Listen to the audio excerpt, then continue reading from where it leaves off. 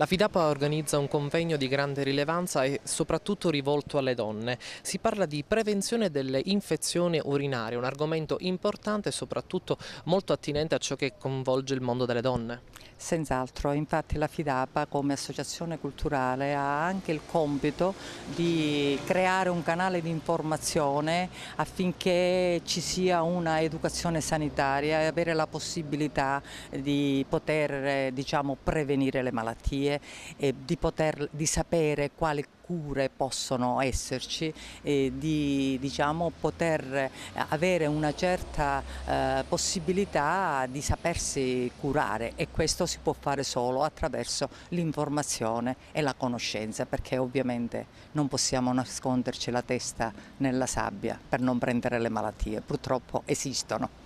Un medico d'eccezione, quello invitato da voi. Sì, è un medico che ha alle spalle una carriera molto brillante, pur essendo giovane, una carriera fatta di un profondo studio, fatta di esperienze sia in Italia che all'estero.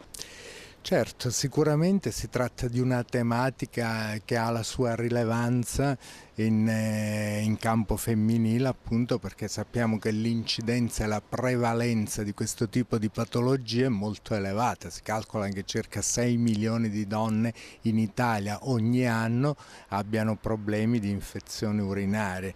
Il più delle volte queste patologie sono affrontabili in maniera, piuttosto facile e si risolvono rapidamente. Esistono però una percentuale di casi in cui invece la patologia diventa recidivante, e quindi è importante che ci sia l'apporto dello specialista per una corretta identificazione della patologia e di eventuali comorbilità o di fattori scatenanti, in maniera da poter programmare un'adeguata profilassi delle recidive.